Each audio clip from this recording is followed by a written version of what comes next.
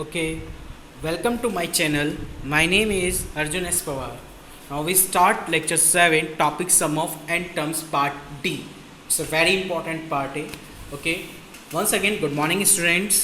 आज हम डिस्कस करने वाले हैं sum of N terms in AP के जो लास्ट टॉपिक है आज हमारे पास, ठीक है. उसके बाद ये टॉपिक फिनिश रहेंगे आपको क्या करना है, एनसीईआरटी से जितने भी क्वेश्चंस है 5.1, 5.2, 5.3 आपकी लगभग कंप्लीट ही हो चुकी है इसमें, ठीक है ना. मैंने कुछ क्वेश्चंस एनसीईआरटी के भी इसमें सॉल्व करा दिए एंड टू एंड. ओके, जो भी कोई डाउट कोई प्रॉब्लम्स हो रही हो तो आप मुझसे डिस्कस कर सकते हो. ओके, चलते हैं नेक्स्ट टॉपिक की तरफ. अपने टॉपिक है sum of N terms part D. Question में लिखा हुआ है, in a potato race a bucket is placed at the starting point which is 5 meter from the first potato. उसने कहा कि एक बकेट है, उस बकेट के बाद क्या है कि कुछ 5 मीटर की डिस्टेंस पे एक पोटैटो है. ओके, उसके बाद उसने कहा कि are place 3 metre apart in a straight line, और सिर्फ 3 मीटर की एक डिस्टेंस बना दी गई है, ठीक है ना. They are 10 potatoes. इस तरह से क्या है 3 मीटर की डिस्टेंस पर एक पोटैटोज रख दिए गए इस तरह से. और कितने पोटैटोज रखे जा रहे हैं टोटल, उसने कहा स्ट्रेट लाइन पर 10 पोटैटोज रखे जा रहे हैं. In the line, a competitor starts from the bucket, picks up the nearest potato, runs back with it, drops it in the bucket, runs back to pick up the next potato, runs to the bucket to drop it in one. She continues in the same way until all the potatoes are in the bucket. What is the total distance of the competitor has run? आपको competitor की total distance बतानी हो, कितनी distance उसने cover की है. अब इसका मीनिंग समझिए. देखिए बेटा, it's a very important concept है. उसने क्या कहा, एक बकेट है, ये बकेट आपके पास रखी है यहाँ पे, ठीक है ना. और इस बकेट का जो फर्स्ट पोटैटो वो यहाँ से तक 5 मीटर की डिस्टेंस पे रखा हुआ है. एक बात बताओ, उसने क्या किया कि आप जब यहाँ से स्टार्ट करेंगे इस इनिशियल पॉइंट से, जैसे इनिशियल पॉइंट से स्टार्ट करेंगे आप पोटैटो लेने गए यहाँ से, तो यानी यहाँ से तक 5 मीटर डिस्टेंस कवर करी, फिर आप वापसी आ रहे हैं वहाँ से मूव करते हुए, तो फिर 5 मीटर डिस्टेंस कवर करके तो 5 ही आप गए, तो 5 ही आप फिर बैक आ गए, तो कितने डिस्टेंस चल लिया आपने, 10 डिस्टेंस चली. यानी आप इससे भी लिख सकते हैं 2 into 5, इट मीन्स 10. बात तो सेम ही है भाई. 5 गया और 5 वापसी आया, पोटैटो को पिक किया और बकेट में डाल दिया उसको. क्लियर हो गई यहाँ तक बातें, डाउट तो नहीं. फिर इसी तरह से सेकंड पोटैटो लेने गया. जैसे आप सेकंड पोटैटो लेने जाएंगे तो सेकंड पोटैटो के लिए फिर क्या करेंगे आप, सेकंड पोटैटो के लिए फिर से आप इस इनिशियल कंडीशन यहीं से स्टार्ट करेंगे. यहाँ से स्टार्ट करेंगे तो टोटल यहाँ तक जाएंगे 3 तक, जहाँ पे सेकंड पोटैटो रखा था. सेकंड पोटैटो मतलब एक तो डिस्टेंस होगी 5, एक डिस्टेंस होगी आपके पास 3, तो टोटल डिस्टेंस कितनी हो गई है 8. तो यहाँ से डिस्टेंस होगी आपके पास 8. अब एक बार बताओ, तो पहले जो कॉम्पिटिटर रहता पहले 8 डिस्टेंस गया, फिर वापसी मूव किया 8 डिस्टेंस, तो टोटल कितनी डिस्टेंस किया 8 ही गया, 8 ही वापसी आ गया, तो यानी 2 into 8 कितना गेट हो गया, यानी इट मीन्स 16. क्लियर हो गया. यानी पहले किया 2 into 5, तो कितना गेट होता 10. सेकंड में कितना हो गया 2 into 8 कितना गेट हो गया 16 गेट हो गया. ओके, इसी टाइप से फिर आपने क्या किया, फिर से थर्ड पोटैटो लेने यूज़ किया उसने. थर्ड पोटैटो लेने के लिए क्या करेगा, फिर से इनिशियल पॉइंट से स्टार्ट करेगा और फिर डिस्टेंस कवर करेगा यहाँ तक की, ठीक है ना. तो पहली डिस्टेंस 5, सेकंड थी, सॉरी पहली डिस्टेंस थी आपके पास 5, हाँ सेकंड थी थर्ड, और फिर नेक्स्ट आ गई थर्ड, ठीक है ना. तो 3, 3, 5, तो कितनी डिस्टेंस होगी टोटल 11. यहाँ तक डिस्टेंस कितनी होगी 11. यानी कॉम्पिटिटर 11 डिस्टेंस चलेगा और फिर मूव करेगा 11 ही, तो टोटल कितनी डिस्टेंस करेगा 2 into 11, तो इसका टू कितना होगा 22. इस तरीके से उसको क्या रखने 10 पोटैटोज लेके आने. तो बताओ कि उसने यहाँ से इस बकेट से लेके और इस 10 पोटैटो तक की कितनी डिस्टेंस कवर करी है, ये चीज़ बतानी बाप आपको. तो सिंपल सी बात है. तो इस तरह से आप क्या बनेंगे, तो टोटल डिस्टेंस गेट करनी है आपको. क्या गेट करनी है इसकी, टोटल डिस्टेंस. तो आपने टोटल डिस्टेंस बताने के लिए क्या किया कि sum of the first 10 terms use कर दिया. The sum of the first 10 terms formula 2 into 5, 2 into 8, 2 into 11 and 2 into 4. कितने टर्म्स तक गए 10 टर्म्स तक गया. 2 सब में से common 2, 5 + 8 + 11 + 14 and so on 10 terms. अब ये देखिए 5, 8, 11 और 14 में कितने कितने का डिफरेंस चल रहा है, 3, 3 का डिफरेंस है. तो इट मीन्स जब ये 3, 3 का डिफरेंस है तो क्या बन गया एपी. जब ये एपी बन गई तो एपी की सम ऑफ एन टर्म्स का फॉर्मूला अप्लाई कर दीजिए. सम ऑफ एन टर्म्स का फॉर्मूला क्या होता है, याद कीजिए, लास्ट टॉपिक चला तो याद हो गया formula n/2 2a + n-1 into d. This is a, ये आपके पास सम ऑफ एन टर्म्स का फॉर्मूला होता है n/2 2a + n-1 into d. A first term, d common difference, N number of terms. कितने नंबर ऑफ टर्म्स के 10 potatoes के. तो n की वैल्यू 10 हो गई, a की वैल्यू आपके पास 5 हो गई, d की वैल्यू कॉमन डिफरेंस यानी 3 गेट हो गया. फाइनली वैल्यू पुट कीजिए और उसे कैलकुलेट कर लीजिए, तो आपके पास यहाँ गेट हो जाएगी टोटल डिस्टेंस. वो कितनी कवर करने वाला है आपके पास, टोटल डिस्टेंस वो कवर करने वाला 370 metre. This is required your answer. यानी इस कॉम्पिटिटर ने कितनी डिस्टेंस कवर करी है, 370 मीटर डिस्टेंस कवर की है. ओके, तो ये क्वेश्चन की नीड थी जो उसने आपसे पूछा था. ओके, चलते नेक्स्ट एग्जाम्पल की तरफ. नेक्स्ट एग्जाम्पल क्या कह रहा है आपसे समझिए. नेक्स्ट एग्जाम्पल आपसे उसने डिस्कस किया है कि how many terms of the series 54, 51, 48 plus 45 and so on must be taken to make 513. Explain the double answer. It's very important. क्या लिखा हुआ है? Explain the double answer. जब भी एक्सप्लेन द डबल आंसर आ जाए तो डबल आंसर का मीनिंग क्या है कि यानी इसका मीनिंग ये है कि how many number of terms, जो यानी जो n है, इस n की जो वैल्यू गेट होने वाली है वो n की वैल्यू 2 गेट होगी. आपके पास वैल्यू कितनी गेट होंगी? आपके पास 2 वैल्यूज़ गेट होंगी. तो आपके पास 2 वैल्यूज़ गेट होंगी n की, तो उस पर डबल आंसर इसलिए कॉल किया गया है कि जहाँ पे n की 2 वैल्यू होने वाली है, उन 2 वैल्यू का सेंस क्या है, मीनिंग क्या निकलता है, उसके बारे में हम डिस्कस कर लेंगे. क्लियर होगी यहाँ तक बातें? तो ये तो क्लिक कर गया माइंड में. जब भी डबल आंसर का कॉन्सेप्ट आएगा तो इसका मतलब क्या है कि इनकी 2 वैल्यूज़ गेट होने वाली है हमारे पास. ओके, तो चलिए देखते हैं कैसे क्वेश्चन को हमें सॉल्व करना होता है. ओके, देखिए क्वेश्चन में सबसे पहले वही how many number of terms पूछे, नहीं n पूछ लिया आपसे. How many number of terms, it means n पूछा गया आपसे. ओके, तो देखिए बेटा, आपके पास a कितना गिवन किया उसने? 54. d कितना हो गया? 51 में से 54 को माइनस कर दीजिए तो d गेट हो जाएगा आपके पास -3. भाई आपके पास 51 में से 54 को माइनस करेंगे तो क्या फाइनल गेट करेंगे? हम d को गेट कर लेंगे. क्लियर हो गया अब तो यहाँ तक बातें? ओके, तो इससे क्या गेट हो जाएगा आपके पास? d गेट हो जाएगा. ओके, अब आपके चलते हैं नेक्स्ट पॉइंट की तरफ. तो नेक्स्ट पॉइंट क्या कह रहा है आपको? सम का formula n is equal to n upon two 2a plus n minus 1 into d. फॉर्मूले में वैल्यू चिपकाइए. वैल्यू चिपकाएंगे जब आप इसे कैलकुलेट करेंगे, कैलकुलेट करके क्वाड्रेटिक इक्वेशन ही आ गई आपके पास. इस क्वाड्रेटिक इक्वेशन को सॉल्व करने के बाद आपके पास यहाँ पे फॉर्मूला अप्लाई करेंगे. स्प्लिट द मिडिल टर्म्स, यानी फैक्टराइज कर लेना है. क्या कर लेना है? फैक्टराइज कर लेना है. जब आप इसे स्प्लिट द मिडिल टर्म से फैक्टराइज कर लेंगे तो फैक्टराइज करने के बाद उसके जो फैक्टर्स आएंगे आपके पास, मैंने इसमें बता भी रहा कि इसके फैक्टर्स क्या गेट होने वाले आपको. इसके फैक्टर्स गेट होंगे n-18, n-19. ठीक है, इज इक्वल टू अपने क्या लिखा? 0. या तो n-18 किसके इक्वल होगा? 0 के इक्वल होगा, या n-19 किसके इक्वल होगा? 0 के इक्वल होगा. इट मीन्स n की वैल्यू क्या कितनी गेट हो गई? 18, और n की वैल्यू कितनी गेट हो गई है? 19. तो n की 2 वैल्यूज मिलेगी आपको, 18 और 19. क्लियर होगी बातें यहाँ तक? n की 2 वैल्यूज क्या गेट होगी आपको? 18 और 19 गेट हो गई है. अब इसमें हमें डबल आंसर को एक्सप्लेन करना था. देखिए, डबल आंसर को एक्सप्लेन करने का जो प्रोसेस होता है उसका मीनिंग क्या होता है, सेंस क्या होता है, समझिए. डबल आंसर का मीनिंग होता है जो हमें n की वैल्यूज़ गेट हुई है उसकी n की वैल्यूज हम नंबर ऑफ टर्म्स जो हमारे पास, जैसे हमें 5th टर्म्स होती है, जैसे इसमें 2 वैल्यूज़ आई 18 और 19, यानी n की 2 वैल्यूज़ आ रही है 18 और 19. अब इसे सोचो, थोड़े से माइंड यूज़ करो यार. 18 टर्म्स का सम भी, यानी इसका मीनिंग क्या होने वाला है? 513. और 19 टर्म्स का भी सम कितना होने वाला है? 513. How can possible? ये पॉसिबल कैसे है भाई? जब n 2 वैल्यू दे रहा है तो 2 वैल्यूज और दोनों वैलिड दे रहा है. चलो एक यदि नेगेटिव होती तो हम उसे क्या कर देते? नेगलेक्ट कर देते. पर दोनों ही वैल्यू कैसे दे दी उसने?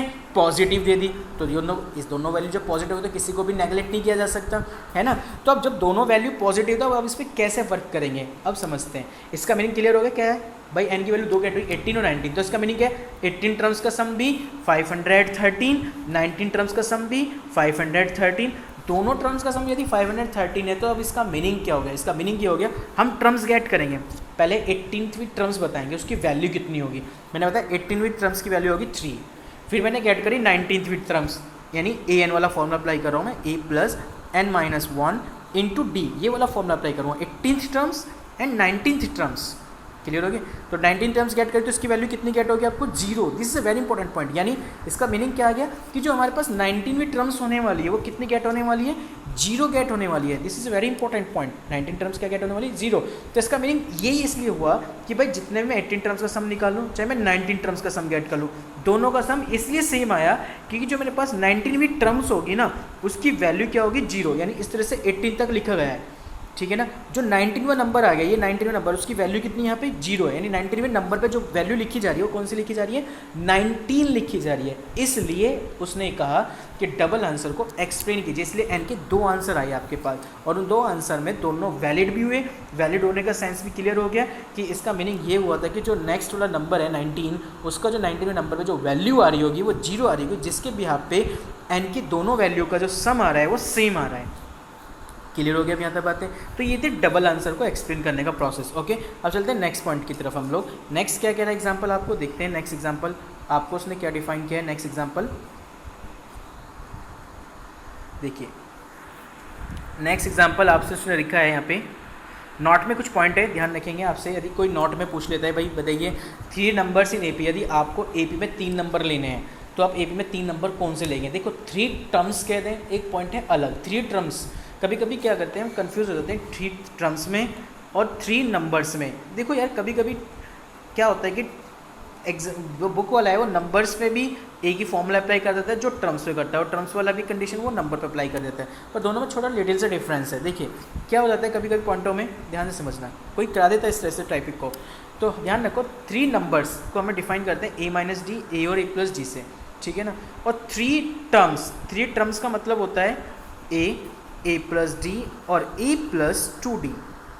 वैसे दोनों है सेम, पर दोनों के लिखने का जो प्रोसेस होता है वो थोड़ा सा इस तरह का होता है, ठीक है ना। 3 टर्म्स कह दें तो a plus D, a plus 2d, a plus 3d, a plus 4d, a plus 5d, और उसने कहते हैं 3 नंबर्स कह दिया तो यानी a minus D, a plus D और a प्लस डी, ये लिखेंगे आप। 4 नंबर्स कह दें इन AP में तो a minus 3d, a minus D, a plus D, a plus 3d लिखेंगे आप। 5 नंबर्स कह दें इन AP में a minus 2d, a minus D, a plus D, a plus 2d, ये फॉर्मूला आप याद रखेंगे, ठीक है ना। ये 5 नंबर्स के, 4 नंबर्स के, 3 नंबर्स के।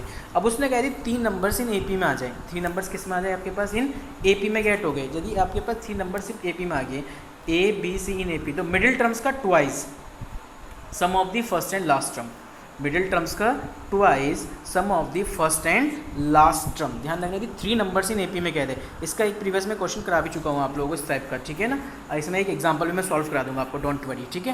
तो क्लियर हो गया क्या फॉर्मूला था आपके पास, तो ओके। तब चलते हैं एग्जाम्पल की तरफ। तो यानी किस तरह की एग्जाम्पल हमसे पूछेगा, यानी क्वेश्चन किस तरह से डील कराने को देगा हम लोगों को, ठीक है। तो चलो डील करते हैं क्वेश्चन को। क्या लिखा हुआ है ध्यान से देखिए।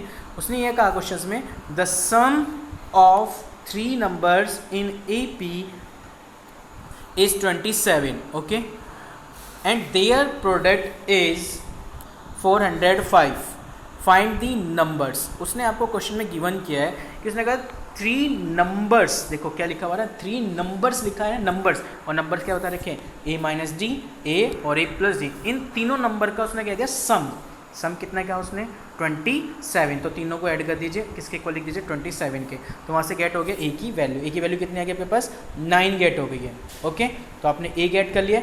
अब उसने कहा इन सब का प्रोडक्ट कितना का उसने 405, यानी तीनों नंबरों का प्रोडक्ट। जब मैं तीनों नंबरों की प्रोडक्ट कर दूंगा, तीनों नंबर जब आप प्रोडक्ट करेंगे तो क्या लिखेंगे, a minus d into a plus d equal to 405, a की वैल्यू पुट कर दीजिए 9 minus d into 9 plus d equal to 405। देखिए a minus b and a plus b, क्योंकि प्रोडक्ट है, कैसे प्रोडक्ट कर सकते हैं, किसी को भी कहीं भी घुमा सकते हैं हम लोग भाई। 2 इंटू 3 इंटू 5 लिखा हुआ है, तो आप चाहे 2 3 जा 6 6 5 30 लिख लीजिए, ऐसे कर लीजिए 2 5 जा 10 और 10 3 जा 30, बोथ आर सेम मीनिंग होता है, यानी मल्टीप्लाई में हम किसी तरह से भी मूव करते हैं, क्योंकि इनके ऑर्डर फिक्स नहीं होते हैं, ओके। पर यदि यहाँ प्लस माइनस आ जाता है तो बोर्ड मार्क्स का हमें अप्लाई करना होता है फिर, ओके। जब तीनों साइन मल्टीप्लाई किए तो हम किसी तरह से मल्टीप्लाई कर सकते हैं, ओके। तो अब यहाँ पे देखिए, तो आपने किया a minus B, a plus B, तो it means a square minus B square into 9 equal to 405, 9 से कैंसिल कर दिया 45 टाइम्स तक, और 9 square minus d square is equal to this, तो d की वैल्यू होगी प्लस माइनस के 6। आपके पास d की 2 वैल्यूज़ गेट होगी हैं, प्लस और माइनस के 6, क्योंकि ध्यान रखना जब भी रूट आता है तो उसकी 2 वैल्यूज़ मिलती है, एक पॉजिटिव और एक आपके पास नेगेटिव आ गई, तो d की 2 वैल्यूज़ आपको गेट होगी फाइनली हमें, ओके। तो अब हमने जब d की 2 वैल्यूज़ लगे प्लस में और एक माइनस में, तो सबसे पहले मैंने a की वैल्यू पुट करी, a इक्वल टू कितना था 9, तो d इक्वल टू कितना 6। 3 नंबर कौन कौन से थे, a माइनस डी, a और a प्लस डी, ये 3 नंबर्स थे ना, यहाँ वैल्यू पुट कर दो a की और d की। a कितना था 9 और d कितना लिया प्लस के 6, पहले क्या लिया आपने प्लस के 6, यहाँ पुट कर दो, ये मैंने आप पुट कर दी, यहाँ से इसका सोल्यूशन गेट हो गया आपको फाइनली, ठीक है। ये इसका क्या आएगा आपके पास सोल्यूशन आ गया 3 9 और 15, ओके। अब मैंने नेक्स्ट लिखा, आपने क्या लिया नेक्स्ट नंबर में आपने ले लिया यहाँ पे a की वैल्यू कितनी ली आपने, यहाँ पे a की वैल्यू ले ली 9, d की वैल्यू ली -6, ठीक है ना, इस तरह से पुट कर दिया। तो a की वैल्यू अब 9 लिखेंगे, d की वैल्यू -6 यहाँ पे पुट कर देना, तो यहाँ से आप फाइनली क्या गेट कर लेंगे आप लोग, एक न्यू नंबर्स की सीरीज़ कितनी आ जाएगी पास 5 9 और 3 गेट हो गया, ओके। तो इस तरीके से आपने क्वेश्चनों को फाइंड कर लिया, ओके। अब चलते हैं नेक्स्ट पॉइंट की तरफ। नेक्स्ट पॉइंट क्या कह रहा है, ध्यान दीजिए। नेक्स्ट पॉइंट ये कह के इफ़ 8 k और 12 इन AP, तो द वैल्यू ऑफ k, देखो 3 नंबर्स आ गए इन AP में, 3 नंबर्स आ गए किसमें, इन AP में गेट हो गए। तो ध्यान से समझना, जब 3 नंबर्स इन AP में गेट हो गया तो यानी ध्यान दीजिए, तो मैंने कहा 8 k 12 कितने 3 नंबर्स हैं, तो अभी मैंने आपको बताया था 3 नंबर्स आ जाएँ A B C, किस में आ जाए इन AP में आ जाए, तो मिडिल टर्म्स का twice sum of the first and last term, या तो इस प्रोसेस से कर लीजिए, या मैंने फर्स्ट लेक्चर में आपको बताया था कि जब 3 नंबर्स गिवन होते हैं तो उनके कॉमन डिफरेंसों को इक्वल लग के तब भी सॉल्व किया जा सकता है। मैंने वहाँ पे बताया था कॉमन डिफरेंस निकाल लीजिए। कैसे कॉमन डिफरेंस निकालते थे? सेकंड माइनस फर्स्ट, पहला कॉमन डिफरेंस आ गया था, second minus first, second common difference आ गया, दोनों को इक्वल लगे तब वहाँ से वैल्यू गेट कर सकते हैं। एक प्रोसेस तो वो होता है वहाँ पर। अब एक आपका नया टॉपिक में नया प्रोसेस क्या है? नया प्रोसेस है कि मिडिल टर्म्स का twice sum of the first and last term. तो मैंने यही किया, मिडिल टर्म्स का twice sum of the first and last term. तो 2k इक्वल टू कितना हो गया आपके पास? 20। तो यानी k की वैल्यू कितनी गेट हो गई? 10 गेट हो गई। फाइनल समझ में आ गई बातें यहाँ तक? डाउट तो नहीं अब किसी को? ओके, तो आप इस तरह से आप इसे कैलकुलेट कर सकते हैं। ओके, चलते हैं अब नेक्स्ट एग्जांपल की तरफ। नेक्स्ट एग्जांपल आपको क्या लिखा है ध्यान से समझेंगे। It's a very important example है यार, ये काफ़ी इंपॉर्टेंट एग्जांपल है, इसे ध्यान से समझना बच्चों। ठीक है, कह रहे कि solve the equation 1 + 4 + 7 and so on plus x = 287, find the value of x। Solve the equation मतलब होता है यहाँ पे x की वैल्यू फाइंड करनी है मुझे। अब देखिए कैसे मैं x की वैल्यू को फाइंड करूँगा। It's a very important, x की वैल्यू फाइंड करने का जो प्रोसेस होगा, सबसे पहले हमें ये चेक करना है कि जिसका मुझे सम निकालना है, जो मुझे सीरीज दी इसने 1, 4, 7 and so on plus x, क्या मुझे यहाँ से उसने यहाँ तक बताया कि कितनी नंबर ऑफ टर्म्स लिखी हुई हैं? I don't know. तो सबसे पहले मेरा फर्स्ट प्रायोरिटी होगी मुझे इस सीरीज की क्या गेट करने वाला हूँ? नंबर ऑफ टर्म्स, यानी how many number of terms in this given series. तो देखते हैं कैसे। सबसे पहले हमने क्या लिखा है यहाँ पे? a कितना है? 1। d कैसे निकाला? सेकंड माइनस फर्स्ट करके। d गेट हो गया कितना आपके पास? हो गया 3। और इसकी लास्ट टर्म कितनी आ रही है? x आ रही है। ठीक है, लास्ट टर्म कितनी होगी? x। तो लास्ट टर्म गेट हो गई। जब भी आपको नंबर ऑफ टर्म्स गेट करनी होती है, तो मैंने आपको एक बात समझाई थी, जब भी आप नंबर ऑफ टर्म्स गेट करेंगे तो आपके पास फॉर्मूला होता था L = a + n-1 × d। याद कीजिए, जब आपके पास लास्ट टर्म भी गिवन हो, d भी गिवन हो, a भी गिवन हो, आपको n निकाल लो, या लास्ट टर्म की जगह nth टर्म भी दे दे तो भी बोथ आर सेम कंडीशंस होती है। ठीक है ना? तो दोनों के लिए हम लोग क्या फॉर्मूला अप्लाई करते हैं? an या L = a + n-1 × d, जब भी नंबर ऑफ टर्म्स फाइंड करा रहा हो उससे, इस सिचुएशन पे जैसे सीरीज ने दे रखी हो। ओके, तो अब देखिए, अब आप क्या करने वाले हैं इस कंडीशंस में? अब आप लोग इसमें ये कंडीशन में सॉल्व करने वाले हैं। यहाँ पे ध्यान से समझना इस पॉइंट को। तो सबसे पहले आपने क्या किया? L = a + n-1 × d। यहाँ से आपने क्या किया? x, L की वैल्यू पुट कर दी x, a की वैल्यू 1, n-1 × d, d की वैल्यू 3 कैलकुलेट किया। ऐसे x की वैल्यू गेट हो गई 3n-2। अब आपको पता है कि जब लास्ट टर्म गिवन होती है और सम मुझे पता है, क्योंकि सम क्यों निकालना है? प्लस आ रहा है, सभी आईपी में ऐड होते जा रही है, आईपी में ऐड होते जा रहे हैं, तो उसका मतलब प्लस सम निकालना है। और सम कितना दे रखा है इसने पूरी आईपी का? 287। तो सम का फॉर्मूला अप्लाई कर दिया, n = n/2 a + n, n/2 as it is, क्योंकि n की वैल्यूज अभी हमें पता नहीं क्या है, a की वैल्यू 1 और l की वैल्यू x है, और ये Sn का सम कितना है? Sn का सम है 287। ठीक है ना? ये आपने रख दिया 287 = n/2 a +, ये जो x है, इस x की वैल्यू कितनी गेट कर रखी है आपने? 3n-2 गेट कर रखी है, x की वैल्यू 3n-2। उस वैल्यू को आपने यहाँ पुट कर दिया, x के रिप्लेस में 3n-2 कैलकुलेट किया। कैलकुलेट करने के बाद आपके पास फिर से एक क्वाड्रेटिक इक्वेशन आ गई, 3n² - kn - k 564 = 0। अब आपको करना क्या है? फिर से वही प्रोसेस। क्या प्रोसेस करने वाले हैं आप लोग? फिर से एक स्प्लिट द मिडिल टर्म से फैक्टराइज कर लेंगे। फैक्टराइज करने के बाद उसके बाद आपको करना क्या होगा? जब आप इसे फैक्टराइज कर लेंगे, तो फैक्टराइज करने के बाद इसके जो फैक्टर्स आएंगे, जो भी आपको गेट होंगे वो गेट होंगे, और यहाँ से हमें n की वैल्यूज़ निकल जाएंगी 14 और -k 41/3। ये दो वैल्यूज़ गेट हो जाएंगे। ठीक है ना? अभी तो आप लोग स्प्लिट द मिडिल टर्म्स की हेल्प लेना फैक्टराइज करने में। फैक्टराइज तो क्लियर हो गया ना कैसे करने वाले? भाई 3 की मल्टीप्लाई 564 से करना, जो मल्टीप्लाई करके आएंगे फिर उसको फैक्टराइज करना, उसके ऐसे फैक्टर करना है कि उसका जो सम आ जाए वो फर्स्ट n आ जाए, यानी 1 आ जाए, और उन दोनों की प्रोडक्ट 3 और × 564 आ जाए। ठीक है ना? जैसे आप लोगों ने 9th क्लास में स्प्लिट द मिडिल टर्म्स के फैक्टराइज की 2 फॉर्म को डिस्कस किया बता। ओके, कौन कौन सी फॉर्म थी वहाँ पे? x² + के px + के q, एक ये फॉर्म डिस्कस की थी आपने, और एक फॉर्म डिस्कस की थी ax² + के bx + के c। ये इस टाइप की कंडीशन है आपके पास। इसमें क्या करते हैं? a और c की प्रोडक्ट करते हैं, तब उसको स्प्लिट द मिडिल टर्म्स करते हैं। ओके, तो ये कंडीशन आपने की थी। अभी तो फिलहाल के लिए स्प्लिट द मिडिल टर्म्स, जब आप नेक्स्ट चैप्टर करेंगे क्वाड्रेटिक इक्वेशन, तो वहाँ बताऊंगा श्रीधराचार्य, उसको सॉल्व कर, उसकी हेल्प से आप इनके फैक्टर को बहुत ईजिली सॉल्व कर सकते हो। जब फैक्टर पॉसिबल ना हो तो क्वाड्रेटिक इक्वेशन का वो फॉर्मूला अप्लाई कर दीजिए श्रीधराचार्य वाला, तो वहाँ से आप इनके फैक्टराइज को ईजिली गेट कर लेंगे। तो आपने क्या कर लिया? वहाँ से फाइनली गेट हो गई n की वैल्यू 14 और -k 41/3 हो गई है। ठीक है, तो यहाँ पे ध्यान रखो n का भी नेगेटिव पॉसिबल नहीं करता है, तो कैंसिल हो गया, तो n की वैल्यू कितनी गेट हो गई 14। जब n 14 गेट हो गई तो इसकी वैल्यू यहाँ पुट कर दीजिए, तो x इजकल टू 3n-2 में, तो n की रिप्लेस पे क्या पुट किया आपने 14, तो x की वैल्यू कितनी गेट हो गई है 40। This is required your answer. तो यही उसने आपसे पूछा था क्वेश्चंस के अंदर कि बताओ कि solve the equation 1 + 4 + 7 and so plus x is equal to 287। Solve करने का मतलब आ गया x की वैल्यू पूछ रहा था वो, तो x की वैल्यू हम लोग इस तरह से डिफाइन करते हैं। ओके, कोई डाउट तो नहीं है? तो ये आज आपका चैप्टर हो गया बिल्कुल फिनिश। तो कोई भी डाउट हो आप उसे डिस्कस कर सकते हैं, नेक्स्ट क्लास डाउट क्लासेस की होने वाली है आपकी। Okay, thank you so much, thank you.